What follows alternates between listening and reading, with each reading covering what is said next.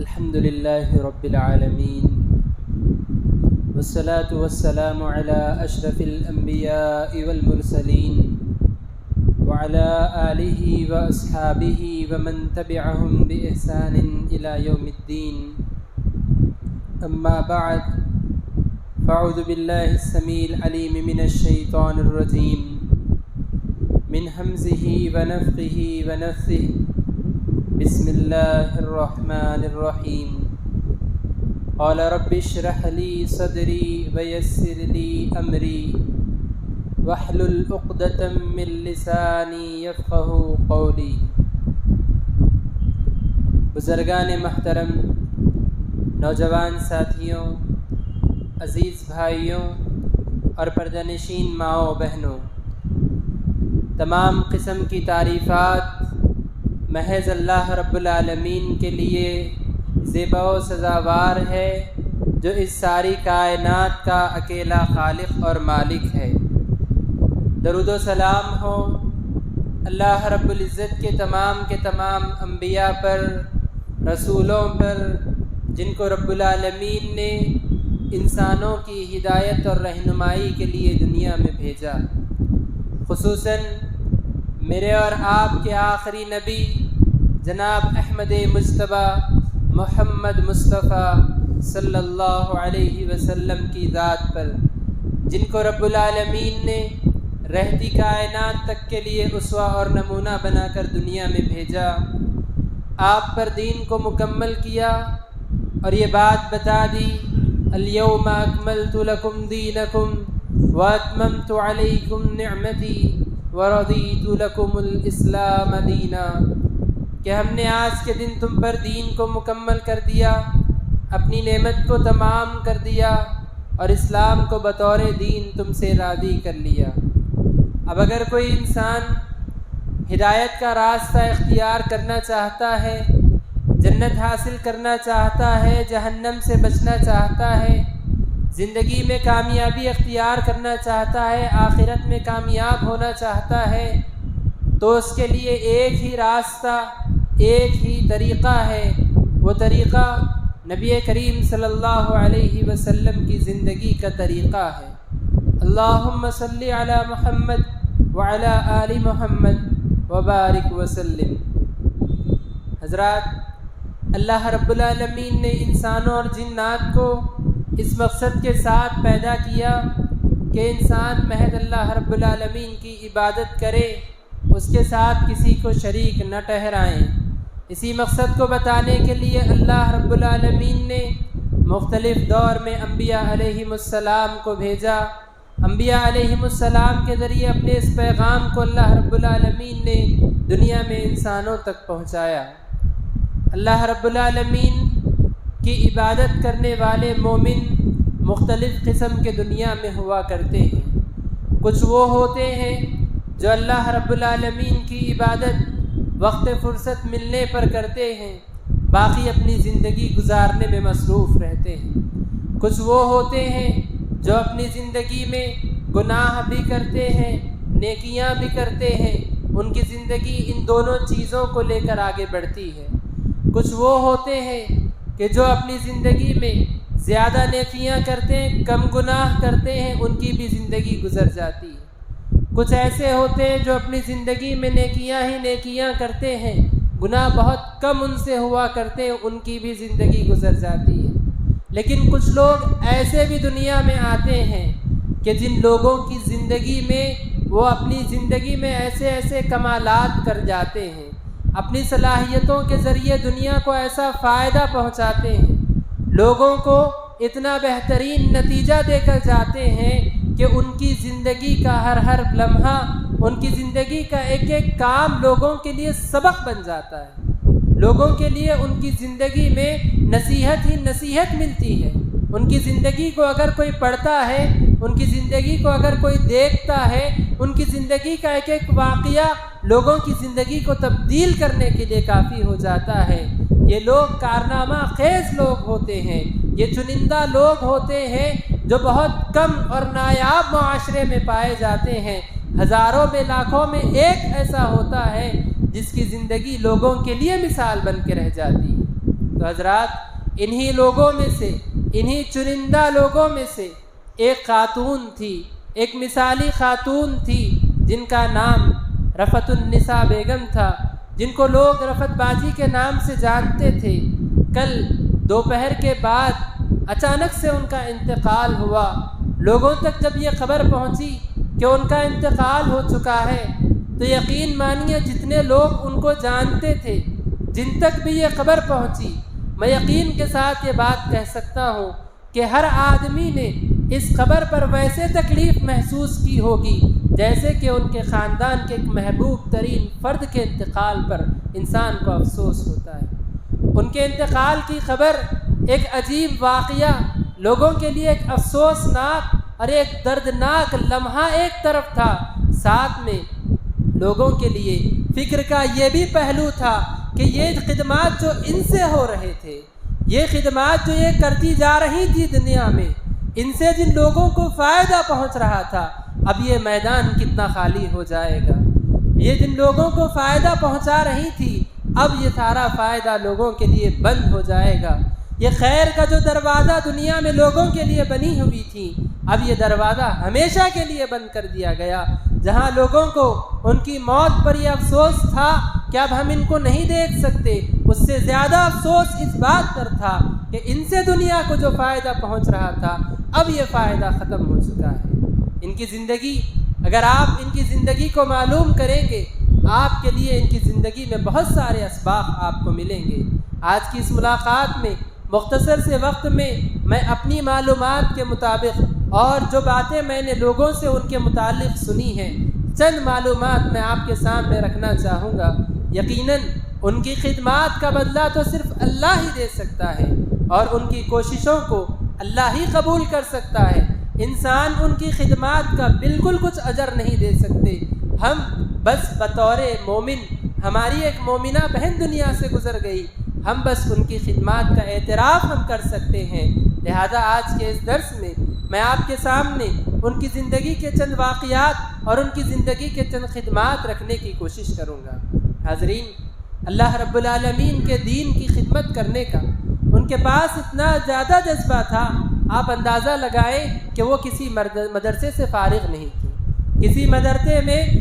ایک جو ہے مکمل طور پر ایک سلیبس کمپلیٹ کر کے ایک سرٹیفکیٹ لے کر کسی مدرسے سے وہ فارغ نہیں ہوئی۔ ان کو اللہ رب العالمین کی جانب سے بندوں کے ذریعے ان کو ہدایت ملی۔ اس کے بعد ان کے دل میں جذبہ پیدا ہوا کہ ہم گمراہی میں تھے، ہدایت ہمیں ملی، لہذا لوگوں کا حق ہے کہ ان کو بھی ہدایت ملے۔ اللہ نے ہمیں ہدایت دی ہے، ہماری یہ ذمہ داری ہے کہ ہم لوگوں تک اس دین کو پہنچائے۔ یہ جذبہ ان کے دل میں تھا، محض اس جذبے کی وجہ سے وہ معلومات حاصل کرتی، وہ پڑھتی، قرآن کی جو ہے تفسیر کو پڑھتی، احادیث پڑھتی، واقعات کو جمع کرتی، اس کو لکھتی، اس کو یاد کرتی، آیتوں کو یاد کر کے، پڑھ کے، محنت کر کے ایک درس تیار کرتی، اور جو ہے خواتین کے حلقوں میں درس دیا کرتی۔ اپنے علاقے میں بورا بنڈے میں کتنے ہی ایسے گھر تھے، کتنے ہی ایسے مقامات تھے جہاں ان کا جو ہے ہر ہفتہ درس ہوا کرتا تھا۔ آپ دور نہ جائیں، یہ آپ کا علاقہ، یہ پروت نگر میں ان کے جو ہے کئی سال سے دروس ہوا کرتے تھے، ہر جمعرات ان کا درس ہوا کرتا تھا۔ خواتین میں للہیت ان کے پاس اخلاص اتنا تھا کہ اپنے گھر سے خود پہنچتی تھی جو ہے اس علاقے میں اور اس جگہ پر جہاں پہ درس دینا ہے، اور اس کے بعد چاہے ایک خاتون ہو، 2 خاتون ہو، 100 خواتین ہو، ان کے بات کو بتانے کے انداز میں کوئی تبدیلی نہیں ہوتی۔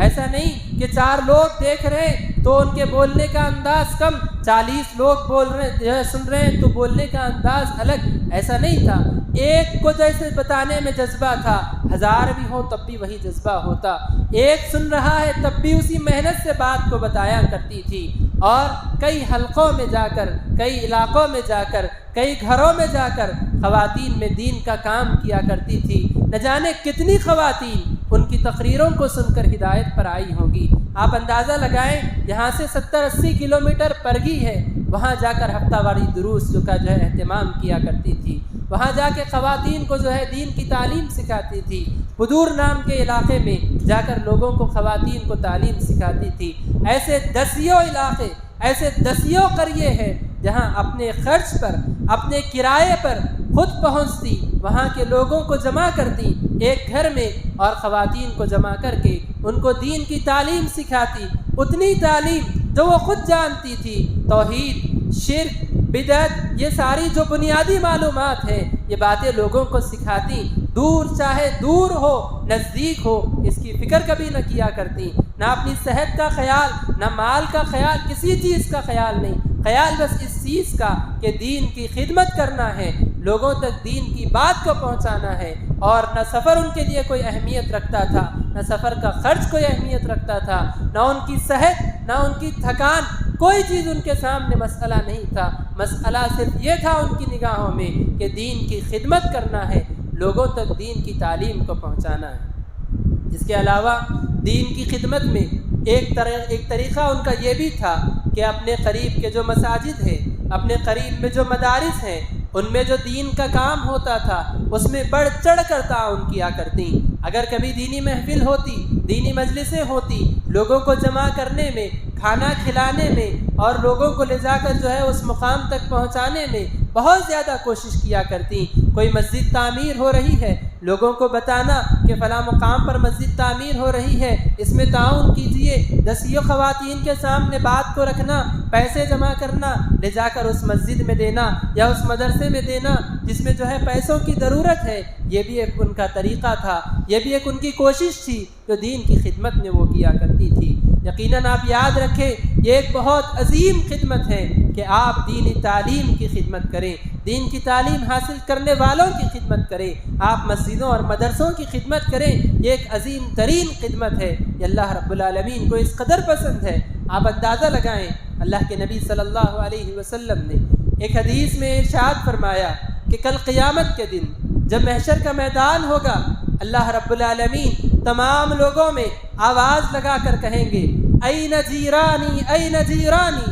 میرے پڑوسی کہاں ہیں، میرے پڑوس میں رہنے والے لوگ کہاں ہیں؟ فرشتے تعجب سے سوال کریں گے، وَمَن يَنبَغِي أَن يَكُونَ لَكَ جِيرَانًا یا ربی، اے رب، اے اللہ، کس کی اتنی بڑی حیثیت ہے کہ وہ تیرے پڑوس میں جگہ حاصل کرے، وہ تیرے پڑوس میں رہ سکے؟ کس کی اتنی بڑی حیثیت ہو گئی ہے؟ اللہ رب العالمین فرمائیں گے کہ وہ لوگ جو مسجدوں کی تعمیر میں حصہ لیتے، مسجدوں کو آباد کرنے میں حصہ لیا کرتے تھے، ایسے لوگ آج میرے پڑوس میں رہنے کے حقدار بنیں گے۔ سبحان اللہ، یہ بھی ایک ان کے اندر صفت تھی کہ مسجدوں کو آباد کرنے کے لیے، مسجدوں کی تعمیر کرنے کے لیے وہ رقم بھی جمع کیا کرتی تھی اور لوگوں کو بھی اس کی ترغیب دلایا کرتی تھی۔ اسی طرح حضرات، دین کی خدمت میں لوگوں میں امر بالمعروف کا کام کرنا، لوگوں کو نیکی کا حکم دینا، لوگوں کو برائی سے روکنا، یہ بھی ان کے اندر ایک اہم ترین صفت تھی۔ اس کا مطلب یہ ہے کہ دینی اجتماعات کرنا یہ تو ایک عام سی چیز ہے کہ میں یہاں بیٹھا ہوں، میرے سامنے جو ہے 30-40 لوگ، 10-15 لوگ بیٹھے، میں عمومی طور پہ لوگوں کو بول رہا ہوں، یہ ایک آسان سی بات ہے۔ لیکن امر بالمعروف یعنی لوگوں کو نیکی کا حکم دینا، برائی سے روکنا، یہ بہت بڑا کام ہے۔ ایک مثال کے طور پر آپ نے کسی کو دیکھ لیا کہ اس کے گلے میں تعویذ، وہ تعویذ پہنا ہوا ہے، آپ کے دل میں ہمت نہیں ہوگی کہ اس سے آپ بات کریں، اس کے سامنے بتائیں کہ یہ جو تم پہنے ہوئے ہو یہ شرک ہے، یہ غلط ہے، ایسا نہیں کرنا چاہیے۔ ایسے کتنے لوگ ہمارے سامنے ہیں، ہمارے رشتہ داروں میں، ہمارے پڑوسیوں میں، ہم ان کو دیکھتے ہیں غلط کر رہے ہیں لیکن روکنے کی ہمت نہیں ہوتی۔ ہم یہ سمجھتے ہیں کہ ہم کچھ کہیں گے تو شاید برا مان جائیں گے، لیکن رفعت بازی کے اندر یہ صفت موجود تھی کہ جب کسی کو کسی برائی میں ملوث دیکھتی، بچے ہوں کہ بڑے ہوں، وہ کسی چیز کی پرواہ نہیں کرتی، ان کو صحیح بات بتاتی کہ دیکھو یہ چیز جو تم کر رہے ہو غلط ہے، یہ بدعت ہے، یہ شرک ہے، اس سے دور ہو جاؤ۔ حتیٰ کہ یہاں تک بات بتائی گئی کہ ان کا جو آخری سفر تھا، بس میں جو بیٹھ کر آ رہی تھی، جس علاقے سے دعوت کا کام کر کے واپس آ رہی تھی، ان کی بس میں سیٹ کے بازو میں جس خاتون کی سیٹ تھی، اس خاتون کو تک وہ جو ہے دین کی تعلیم سکھا رہی تھی، دین کی باتیں بتا رہی تھی کہ دیکھو اپنے عقیدے کو درست کرو، شرک اور بدعت سے دور ہو جاؤ۔ یہ باتیں اس خاتون کو بتا رہی تھی۔ سبحان اللہ، یہ بھی ان کے اندر ایک صفت تھی کہ لوگوں کو خیر کی دعوت دینا، لوگوں کو اکیلے میں جب لوگ ملیں تو ان کو اچھے باتوں کا حکم دینا، ان کو برائی سے روکنا، یہ بھی بہت اہم ترین چیز ہے جو ہمیں ان کی زندگی میں ملتی ہے۔ اسی طرح حضرات، یہ تو دین کی خدمت کی بات ہوئی، لوگوں کی خدمت کرنا،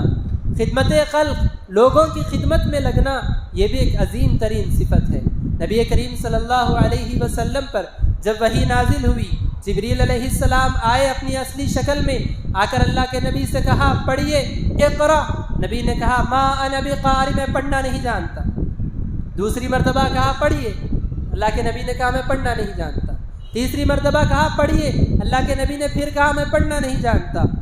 جبریل علیہ السلام نے اللہ کے نبی کو قریب کیا، اپنے سینے سے لگایا، ایسے دبوچا، اللہ کے نبی کہتے ہیں کہ مجھے ایسے محسوس ہوا گویا میری جان نکل جائے گی، میری روح اب قبض ہو جائے گی، اتنی شدت سے انہوں نے مجھے پکڑ کر دبوچا۔ اس کے بعد اللہ کے نبی کو چھوڑا اور کہا کہ اب پڑھیے۔ اس کے بعد اللہ کے نبی کے سامنے 5 آیتیں سورہ علق کی پڑھ کر سنائی۔ یہ سارا واقعہ جب ہوا، اللہ کے نبی کے لیے بہت تعجب کا واقعہ تھا، بڑا پریشانی کا منظر تھا کہ ایک ایسا فرشتہ زمین سے لے کر آسمان تک جو ہے پھیلا ہوا ہے، اور اتنا طاقتور فرشتہ اپنی اصل شکل میں آ کر کہہ رہا ہے کہ پڑھو تمہارے رب کے نام سے۔ یہ سارا واقعہ جب ہوا، اللہ کے نبی جبریل علیہ السلام کے جانے کے بعد بہت ڈر گئے تھے، خوف زدہ ہو گئے تھے، اور نکلے اس جو ہے پہاڑ سے، اس وادی سے نکلے، اپنے گھر کی طرف بھاگتے ہوئے گئے اور حضرت خدیجہ سے کہا کہ مجھے چادر اڑا دیجئے، مجھے چادر اڑا دیجئے، اور چادر اڑائی گئی۔ پھر جب اللہ کے نبی تھوڑا پرسکون ہوئے، آپ پر سے ہیبت اور خوف جاتی رہی، تو اس کے بعد اللہ کے نبی اٹھ کر بیٹھے۔ حضرت خدیجہ نے پوچھا بتائیے کیا معاملہ ہے؟ تو اللہ کے نبی نے کہا کہ اے خدیجہ، مجھے ایسا لگتا ہے کہ میری ہلاکت قریب ہے، میری موت آنے والی ہے، مجھے اپنی جان پر ڈر ہونے لگا ہے۔ تو اس وقت حضرت خدیجہ نے اللہ کے نبی سے جو باتیں کہی، کہا کہ اے نبی یا اے محمد، آپ کو ڈرنے کی ضرورت نہیں ہے، اللہ آپ کو کبھی ضائع نہیں کرے گا۔ کیوں؟ کیونکہ آپ غریبوں کا ساتھ دیتے ہیں، آپ کمزوروں کا بوجھ اٹھایا کرتے ہیں، آپ یتیموں کی کفالت کرتے ہیں، پریشان حال لوگوں کو مصیبت میں مدد کرتے ہیں، اسی لیے اللہ آپ کو ضائع نہیں کرے گا۔ بتانے کا مقصد یہ کہ لوگوں کی مدد کرنا، غریبوں کا حال چال لینا، غریبوں کی مدد کرنا، یتیموں کی کفالت کرنا، بیواؤں کے لیے اہتمام کرنا، یہ کوئی معمولی چیز نہیں ہے۔ یہ لوگوں کی خدمت کرنا اللہ کی نگاہ میں بہت عظیم نیکی ہے۔ یہ بھی ایک صفت ہمارے رفعت بازی کے اندر تھی کہ وہ لوگوں کی بہت خدمت کیا کرتے تھے۔ ان کے سامنے کوئی غریب نظر آ جائے، ان کے سامنے کوئی مجبور نظر آ جائے، کوئی بیمار نظر آ جائے، جب تک اس کی ضرورت کو مکمل نہ کرے اس وقت تک وہ خاموش نہیں بیٹھا کرتی تھی۔ کتنے ایسے طلبہ تھے، کتنے ایسے بچے ہیں گلیوں میں جو کھیلتے ہیں۔ ہم اگر گلی میں کھیلنے والے بچوں کو ہم دیکھیں جن کے والدین ان کو اسکول نہیں بھیجتے، ہمارا نظریہ کیا ہوتا ہے ان کے بارے میں؟ ہم ایسے بچوں کو اپنے قریب تک آنے نہیں دیتے کہ یہ بگڑے ہوئے بچے ہیں، گلیوں میں کھیلنے والے بچے ہیں، ان کے ماں باپ ان کو تعلیم تک نہیں دلاتے، ہمارے بچوں کے قریب آئیں گے تو ہمارے بچے بگڑ جائیں گے، آپ ان کو اپنے گھر میں تک آنے نہیں دیں گے۔ ایسے بچوں کی اتنی فکر کیا کرتی تھیں کہ ایسے بچوں کو لے جا کر اسکول میں داخلہ دلاتی،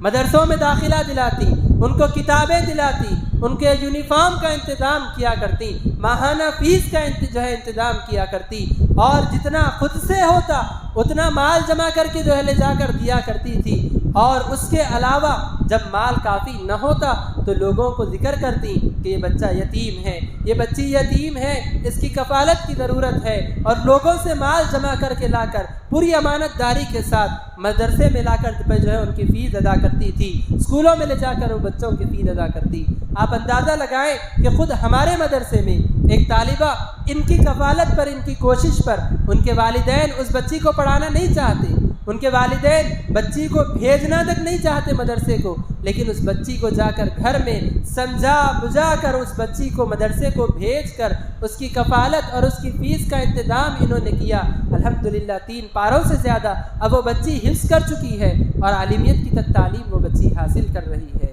تو حضرات یہ بھی ان کی ایک کوشش تھی کہ طلبہ جب بچوں کو دیکھتی کہ بچے تعلیم حاصل نہیں کر رہے، کسی طرح ان بچوں کی تعلیم کی کوشش کیا کرتی تھی، ان بچوں کو مدرسوں میں لے جانا، ان کو اسکول میں لے جانا، ان کی کفالت کا انتظام کرنا، یہ ان کی ذمہ داری سمجھتی تھی اور یہ کام وہ کیا کرتی تھی۔ اسی طرح سے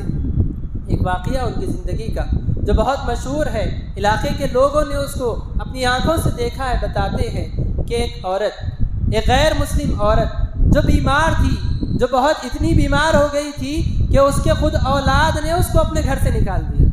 اتنی بیمار عورت تھی کہ خود گھر والوں نے اس کو اپنے گھر سے نکال دیا تھا، سڑک پر پھینک دیا تھا۔ تو ایسی خاتون کے بارے میں جب ان کو معلوم ہوا، گئی اس عورت کے پاس، اس کو لے کر اپنے گھر پر لائیں، اپنے گھر پر لا کر اس غیر مسلم عورت جو بیمار ہے اس کو لے جا کر ہاسپٹل میں اس کا علاج کرایا، اس کی مکمل کفالت کی، اس کو غسل کرایا، اس کو کپڑے پہنائے، اس کے کھانے کا انتظام کیا، اس کی تمام تیمارداری کی، اس کی تمام علاج کی تمام ذمہ داری اٹھائی، صبح شام اس کے علاج میں مصروف رہی، اور اس کے بعد جب وہ علاج کے بعد ٹھیک ہوئی، ان کے سامنے دین کی دعوت پیش کی، اور اس خاتون نے اسلام بھی قبول کر لیا، اور اسلام قبول کرنے کے بعد انہی کے ساتھ گھر میں رہنے لگی، اور کچھ دنوں کے بعد، کچھ مدت کے بعد اس عورت کا جو غیر مسلم تھی، اسلام قبول کر کے ہدایت پا کر پھر اس کو ہدایت پر اس کو موت ہوئی اور اس کا انتقال ہوا۔ اس کے گھر والے آئے اس کے انتقال میں، جو غیر مسلم تھے، انہوں نے دیکھا کہ ان کا سلوک اس عورت کے ساتھ اتنا اچھا ہے کہ ہم نے اپنی ماں کے ساتھ اتنا اچھا سلوک نہیں کیا، تو ان لوگوں نے کہا کہ آپ ان کی تدفین کی بھی ذمہ داری لے سکتے ہیں، آپ اپنے طریقے سے ان کو جنازہ ان کا کر سکتے ہیں۔ تو انہوں نے اس عورت کے لیے کفن کا، دفن کا اور جنازے میں غسل کا تمام چیزوں کی ذمہ داری نبھائی، اور اس عورت کو اسلامی شعائر کے مطابق اس کی تدفین کی ذمہ داری اٹھا کر اس کو دفن کیا۔ سبحان اللہ، آپ اندازہ لگائیں، یہ بولنے سننے میں بہت چھوٹی چیز ہے، لیکن پریکٹیکل میں بہت بڑی بات ہے کہ ہم ایک عورت جس سے ہمارا کوئی تعلق نہیں، جو بوڑھی ہو چکی ہے، جو بیمار ہے، مطلب یہ کہ اس عورت سے کوئی خیر کی امید نہیں،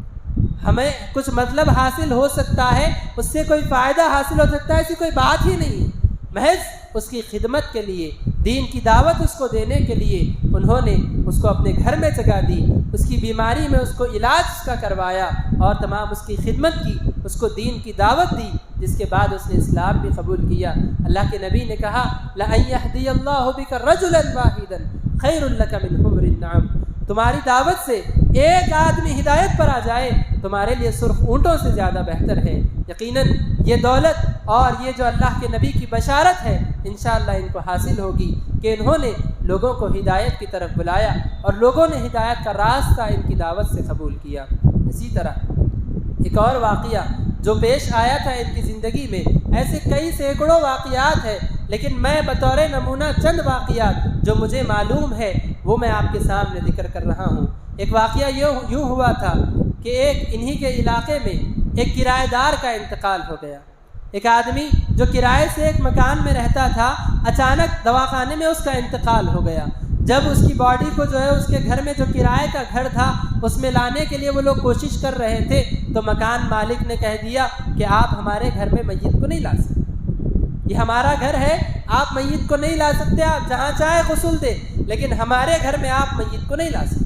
اب مسئلہ کھڑا ہو گیا کہ ان کے رشتہ دار بھی یہاں قریب میں نہیں رہتے، اب کہاں پہ اس میت کو غسل دیا جائے، کفن کہاں پہنایا جائے، کہاں دفن کیا جائے۔ اس وقت میں رفت بازی آگے بڑھتی ہیں اور پھر اپنے گھر میں جو ہے اس میت کے غسل کا انتظام کراتی ہیں، اپنے گھر میں دواخانے سے میت کو بلواتی ہیں اور وہاں میت کو غسل دیا جاتا ہے، کفن دیا جاتا ہے، اور اس کے بعد پھر لے جا کر مکمل طور پہ ان کی تدفین کی ذمہ داری کو مکمل کیا جاتا ہے۔ اندازہ لگائے کہ یہ کتنا بڑا خیر کا کام ہے، اور کہنے والے کہتے ہیں ایک نہیں ایسے کئی دسیوں جنازے ان کے گھر سے اٹھے،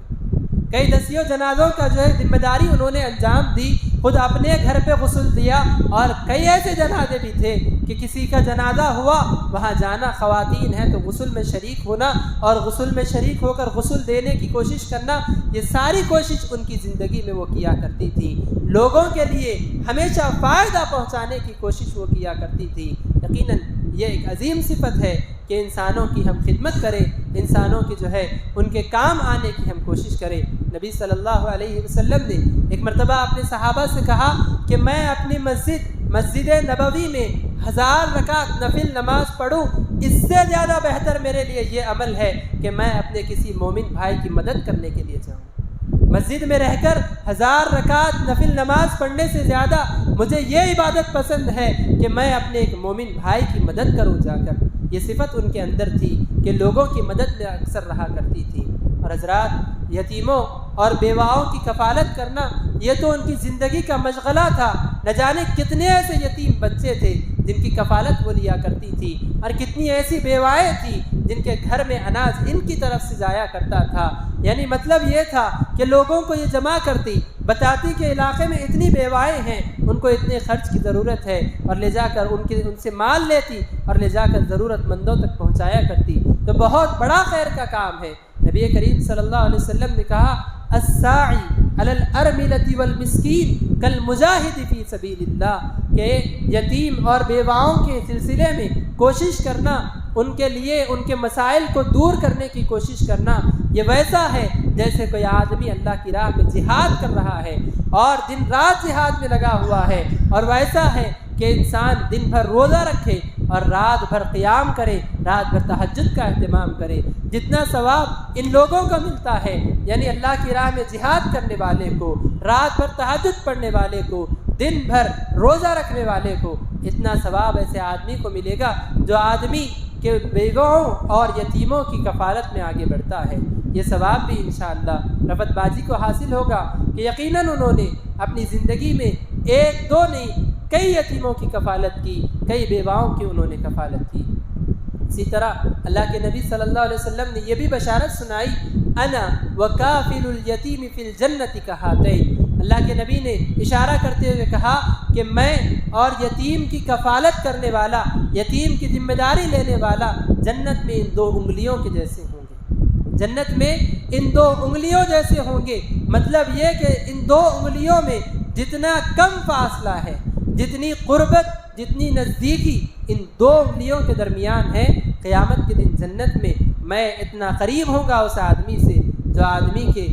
دنیا میں یتیم کی کفالت کرتا ہے۔ یہ شرف بھی ان کو اپنی زندگی میں جو ہے حاصل ہوا کہ وہ یتیموں اور جو ہے بیواؤں کی کفالت بھی کیا کرتے تھے۔ حضرات، بتانے کا مقصد یہ ہے کہ انسان اپنی زندگی گزار تو دیتا ہے، جو زندگی اسے ملی ہے، پیدا ہونا اور مر جانا یہ تو عام سی بات ہے، بہت سے لوگ پیدا ہوتے ہیں اور مر بھی جاتے ہیں، لیکن یاد رکھیے کہ ہمیں اپنی زندگی ایسی بنانی چاہیے کہ ہماری زندگی لوگوں کے لیے عبرتناک بن جائے، ہماری زندگی سے لوگوں کو فائدہ حاصل ہو، ہم دین کی اتنی خدمت کریں جتنی ہم کر سکتے ہیں۔ اگر آپ کو معلومات ہے، آپ کو بولنے آتا ہے، آپ ایک آدمی کو سمجھا سکتے ہیں، ایک کو سمجھائیں۔ آپ دیکھیں ان کی زندگی میں یہ جس کو ملتی تھی اس کو سمجھانے کی کوشش کیا کرتی تھی، کیا آپ نہیں سمجھا سکتے؟ کیا آپ کو نہیں معلوم کہ اللہ کے علاوہ کسی اور کی عبادت کرنا شرک ہے اور یہ چیز جہنم میں لے جانے والی ہے اور ہمیشہ جہنم میں انسان کو ڈال دے گی؟ کیا آپ نہیں جانتے؟ آپ جانتے ہیں، لیکن ہمارے اندر سستی ہے، دین کی دعوت کو پہنچانے میں ہم کاہل ہیں، یا ہم دنیا سے ڈرتے ہیں، ہم یہ سمجھتے ہیں کہ ہم بات کو پہنچائیں گے تو لوگ ہم سے ناراض ہو جائیں گے، اور ہوتا بھی ہے، لوگ ناراض بھی ہوتے ہیں جب آپ حق بات کہیں گے، لیکن یاد رکھیے لوگوں کی ناراضگی سے بہتر اللہ رب العالمین کی رضامندی ہے۔ لہٰذا اپنی زندگی میں یہ سبق ان کی زندگی سے آپ لیجئے کہ جب کبھی ہماری زندگی میں ہم لوگوں کو فائدے کی بات بتا سکتے ہیں ہم بتانے کی کوشش کریں۔ ایک آدمی شرک کر رہا ہے اس کو شرک سے روکنے کی کوشش کریں، بدعت میں مبتلا ہے اس کو بدعت سے روکنے کی کوشش کریں۔ جتنا ہمارا علم ہے اس علم کے مطابق اس کے سامنے بات بتانے کی کوشش کریں۔ ضروری نہیں کہ آپ کسی مدرسے کے فارغ ہوں، آپ کسی مدرسے کی ڈگری آپ کے پاس ہو، یہ ضروری نہیں ہے۔ ہاں ممبر پر چڑھ کر خطبہ دینے کے لیے چیز ضروری ہے، ہاں فتویٰ دینے کے لیے چیز ضروری ہے، آپ کو قرآن کا ترجمہ کرنے کے لیے چیز کی ضرورت ہے، لیکن آپ جتنی باتیں جانتے ہیں اتنی باتیں اگر کوئی نہیں جانتا اس کو بتانے کے لیے آپ کون سی ڈگری کی ضرورت ہے؟ آپ جو باتیں آپ جانتے ہیں کہ نماز فرض ہے آپ بتائیے لوگوں کو۔ جو لوگ بے عمل ہیں ان کے سامنے آپ دین کی یہ بات پیش کیجئے کہ نماز کی پابندی کرو، نماز کا اسلام میں ہمیں حکم دیا گیا ہے۔ تو یہ چیز ہمیں ان کی زندگی سے ملتی ہے کہ انفرادی دعوت کا ہم اپنے اندر جذبہ پیدا کریں، ہمارے سامنے جو بھی ہو ہم اس کے سامنے دین کی دعوت کو پیش کرنے کی کوشش کریں، دین کی بات ہم ان کو بتانے کی کوشش کریں۔ اور اسی طرح سے ان کی زندگی سے ایک بات ہمیں یہ بھی معلوم ہوتی ہے، ایک فائدہ ہمیں یہ بھی ملتا ہے کہ ہمارے دل میں، ہمارے سینے میں لوگوں کے متعلق درد رکھنے والا دل ہونا چاہیے، لوگوں کے متعلق درد رکھنے والا دل ہونا چاہیے۔ کتنے لوگ ایسے ہوتے ہیں کہ رشتہ داروں میں لوگ بیمار ہیں لیکن ان کو کوئی پرواہ نہیں، حد تو یہ کہ والدین بیمار ہیں ان کو کوئی پرواہ نہیں، والدین بوڑھے والدین ان کو چلنا نہیں آ رہا، پڑوسی لے جا کر ان کو دواخانے میں بتا رہے ہیں، لیکن یہ اپنے کام میں مست ہیں، یہ اپنی مصروفیات میں مست ہیں۔ یاد رکھیے ایسے انسان کہلانے کے لائق نہیں جن کے دل میں انسانوں کے حق میں درد نہیں ہوتا، جن کے دل میں غریبوں اور مسکینوں کے متعلق جو اپنے دل میں تکلیف محسوس نہیں کرتے، ایسے لوگ انسان کہلانے کے حقدار نہیں۔ ہمیں چاہیے کہ ہم جب کبھی کسی ضرورت مند کو دیکھیں ہم اس کو اپنے آپ سے فائدہ پہنچانے کی کوشش کریں، جتنا ہم فائدہ پہنچا سکتے ہیں اتنا فائدہ ہم پہنچانے کی کوشش کریں۔ یہ بھی ایک سبق ہمیں ان کی زندگی سے ملتا ہے۔ اسی طرح ایک اور سبق جو ان کی زندگی سے ہمیں ملتا ہے وہ یہ ہے کہ ہم علماء کا احترام کیا کریں، علماء کا احترام کیا کریں۔ یہ لوگوں میں دین کی دعوت دینے کا اہتمام کیا کرتی تھی، لوگوں کو دین کی باتیں بتاتی تھی، لیکن جب کبھی کوئی ایسا مسئلہ آتا جس کے بارے میں ان کو معلومات نہیں ہے، جو مسئلے کے بارے میں نہیں جانتی، فوراً علماء سے کانٹیکٹ کیا کرتی تھی، فون کیا کرتی تھی کہ یہ مسئلہ میرے سامنے آیا ہے، عالم صاحب اس کا کیا جواب ہے بتائیے۔ اگر فون پر بات نہ ہو سکے، تفصیلی مسئلہ ہو، جا کے علماء سے ملاقات کرتی، ان کے سامنے مسئلہ پیش کرتی کہ دیکھیے ایسا ایسا مسئلہ ہے بتائیے، مجھے لوگوں کو بتانا ہے۔ آج معاشرے میں اکثر یہ دیکھا جاتا ہے کہ دین کی 4 باتیں لوگوں کو معلوم ہو جائے اس کے بعد وہ یہ سمجھتے ہیں کہ ہم علماء سے بڑے ہو گئے، اب ہمارے سامنے کوئی عالم نہیں، ہم اتنے معلومات ہمارے پاس ہیں کہ دنیا کا کوئی مسئلہ ہو، وہ نیشنل ہو انٹرنیشنل ہو، اس سے کوئی فرق نہیں پڑتا، ہم فتویٰ دے سکتے ہیں، ہم جواب دیں گے، جو بھی مسئلہ ہو ہم ان کو جواب دیں گے، علماء سے پوچھنے کی ضرورت نہیں۔ لوگوں کا یہ مزاج بنتا جا رہا ہے۔ ہمیں ان کی زندگی سے سبق ملتا ہے کہ آپ کو جتنی معلومات ہیں اتنی معلومات لوگوں کے سامنے پیش کریں، اس کے علاوہ جو بات آپ کے سامنے آ جائے، آپ کو جو بات معلوم نہیں ہے اس بات کو علماء کے سامنے ذکر کیجیے، ان سے معلوم کرنے کی کوشش کیجیے اور اس کے بعد جا کر لوگوں کے سامنے بتائیے۔ یاد رکھیے یہ کوئی آر کی بات نہیں، یہ کوئی شرم کی بات نہیں کہ آپ لوگوں سے کہیں کہ میں یہ مسئلہ نہیں جانتا، میں ہمارے عالم صاحب سے، ہمارے مسجد کے امام صاحب سے پوچھ کے بتاؤں گا۔ یہ کوئی آر یا پھر یہ کوئی شرم کی بات نہیں ہے، یہ بہت بڑے امتیاز کی بات ہے، یہ بہت بڑی خصوصیت ہے کہ ہم دین کے مسئلے میں جو بات نہیں جانتے ہم اس کے بارے میں کہیں کہ میں نہیں جانتا۔ آپ اللہ کے نبی صلی اللہ علیہ وسلم کو دیکھیں، دین کا علم ان سے زیادہ کس کو ہو سکتا ہے؟ ان پر وحی نازل ہوتی تھی، قرآن ان پر نازل ہوا، احادیث ان کی کہی ہوئی ہیں، جب ان کو بھی مسئلہ معلوم نہیں ہوتا وہ بھی خاموش بیٹھ جایا کرتے تھے۔ جب یہ آیت نازل ہوئی ان اللہ وملائکتہ یصلون علی النبی یا ایھا الذین آمنوا صلوا علیہ وسلموا تسلیما، کہ یقیناً اللہ رب العالمین رحمتیں نازل کرتا ہے، فرشتے درود بھیجتے ہیں اور مومنین درود بھیجتے ہیں نبی پر۔ اے مومنو تم نبی پر درود بھیجا کرو۔ جب یہ آیت نازل ہوئی صحابہ اللہ کے نبی کے پاس آئے اور کہنے لگے کہ اے اللہ کے نبی، اللہ نے ہمیں آپ پر درود بھیجنے کا حکم تو دیا ہے، لیکن وہ کون سے الفاظ ہیں جن الفاظ کے ذریعے ہم آپ پر درود پڑھیں؟ آپ درود کے الفاظ ہمیں بتائیے، آپ درود ہمیں پڑھنا سکھائیے۔ اللہ کے نبی صلی اللہ علیہ وسلم پر یہ حکم تو نازل ہوا تھا کہ درود پڑھنا ہے، لیکن درود کے الفاظ ابھی نہیں آئے تھے۔ اللہ کے نبی خاموش ہو گئے، اللہ کے نبی خاموش ہو گئے۔ اللہ کے نبی نے اپنی طرف سے کوئی درود کے کلمات نہیں سکھائے، اللہ کے نبی نے اپنی طرف سے کوئی بات نہیں کہی کہ اللہ نے کہا ہے ٹھیک ہے تم یہ پڑھ لیا کرو، تم یہ الفاظ پڑھ لیا کرو۔ کیا اللہ کے نبی عربی نہیں جانتے تھے؟ کیا اللہ کے نبی کو معلومات نہیں تھے؟ لیکن اللہ کے نبی خاموش ہو گئے۔ احادیث میں یہ واقعہ ذکر ہے کہ اللہ کے نبی خاموش بیٹھ گئے، اور بہت دیر خاموش بیٹھنے کے بعد پھر اللہ کے نبی نے کہا کہ تم نے مجھ سے سوال کیا تھا کہ درود کیسے پڑھنا ہے، میرے پاس اس کی تعلیم نہیں تھی۔ اب جبریل آئے اور انہوں نے مجھے درود کے کلمات سکھائے ہیں، تو سنو درود کے کلمات یہ ہے: اللہم صلی علی محمد وعلی آل محمد کما صلیت علی ابراہیم وعلی آل ابراہیم انک حمید مجید۔ یہ درود کے سارے کلمات اللہ کے نبی نے اپنے صحابہ کے سامنے ذکر کیے۔ اندازہ لگائیں اللہ کے نبی جو بات کو نہیں جانتے وہ بات پر خاموش ہیں، تو ہم کتنے بڑے ہوں گے، ہم کتنے بڑے عالم ہو گئے کہ ہم شرم محسوس کرتے ہیں کہ آدمی سے جب بات کر رہے ہیں وہ ہمیں کوئی سوال پوچھتے ہم اس کو نہیں کہنے سے شرم محسوس کرتے ہیں۔ ایسا ہرگز نہیں ہونا چاہیے۔ لہذا حضرات انہی چند باتوں پر میں اپنی بات کو ختم کرتے ہوئے اللہ رب العالمین سے یہ دعا کرتا ہوں کہ رب العالمین ہمیں جب تک دنیا میں زندہ رکھ نیک اعمال کی توفیق عطا فرما۔ اے اللہ ہم میں سے جو نیک لوگ اس دنیا سے گزر گئے، اے اللہ ان نیک لوگوں کی مغفرت فرما، اے اللہ ان کے درجات میں اضافہ فرما۔ خصوصاً رب العالمین کل تیری جس بندی کا انتقال ہوا، جن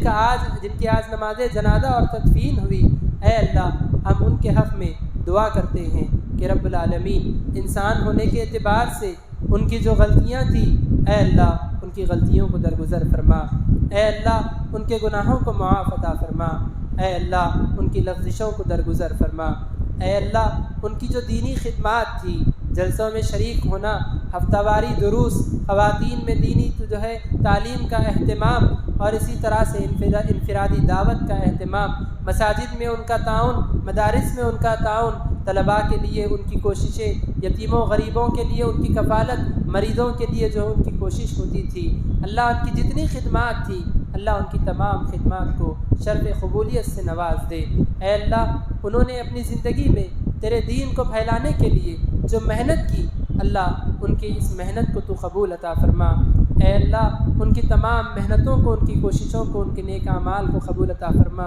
اے اللہ ان کی قبر کے مسائل کو ان کے لیے تو آسان فرما۔ اے اللہ سوال جواب کے مرحلے کو ان کے لیے آسان کر دے۔ اے اللہ ان کی قبر کو حد نگاہ تک ان کے لیے وسیع کر دے۔ اے اللہ ان کی قبر میں جنت کی کھڑکیوں کو تو کھول دے۔